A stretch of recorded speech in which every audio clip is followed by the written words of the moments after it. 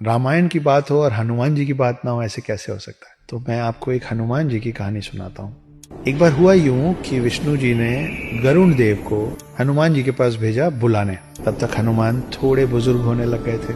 गरुण वैकुंठ धाम से विष्णु जी के आदेश पे उड़ के गए और वो पहुंचे हनुमान जी के पास पृथ्वी में। उन्होंने बोला कि विष्णु जी आपको याद कर रहे हैं, चलिए। हनुमान बैठ के राम जप कर रहे थे।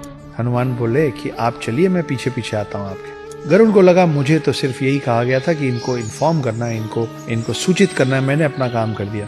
फिर भी गरुण को लगा कि अब ये बूढ़े हो रहे हैं, इनको मैं ले चलूंगा तो इनके लिए रास्ता आसान हो जाएगा। गरुण को इस बात का बहुत गुमान हो गया था, बहुत अहंकार हो गया था कि गरुण से तेज और कोई नहीं उड़ सकता। तो गरुण ने बोला कि आप थोड़े बुजुर्ग हो रहे हैं, आइए आपको मैं अपने साथ ले चलता हूँ, मुझ पे बैठ जाइए। हनुमान जी ने फिर से कहा कि मैं अभी अपना जाप खत्म करूंगा, उसके बाद आऊंगा, आप चलिए मैं आता हूँ। गरुण निकल गए। गरुण पूरे स्पीड से उड़ के वापस विष्णु जी के पास वैकुंठ धाम पहुंचे। मगर वहां पहुंच के देखते क्या है, वो देखते हैं कि ऑलरेडी हनुमान जी बैठे हुए हैं विष्णु जी के पांव के पास। ये पूछते हो कि प्रभु मुझे कैसे याद किया। गरुण को समझ में नहीं आया कि मैं इतने वेग से उड़ के आया हूँ, मुझसे पहले हनुमान जी पहुंचे तो पहुंचे कैसे। और उनके दिमाग में एक और सवाल था कि अगर हनुमान जी यहाँ पहुंच भी गए थे तो द्वारपाल जो उस दिन सुदर्शन चक्र थे वो हनुमान को अंदर कैसे आने दिए।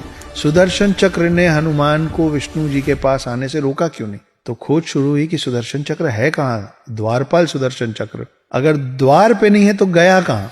विष्णु जी मुस्कुराए और हनुमान जी बोले, हे हनुमान, कहाँ है मेरा सुदर्शन। हनुमान जी ने मुंह खोला और मुंह के अंदर से सुदर्शन चक्र निकला। सुदर्शन चक्र को इस बात का अभिमान हो गया था कि उससे ताकतवर कोई अस्त्र शस्त्र नहीं है, और गरुण देव को इस बात का अभिमान हो गया था कि उनसे तेज कोई उड़ नहीं सकता। हनुमान जी ने एक ही सफर में इन दोनों की सारी गलतफहमी दूर कर दी थी।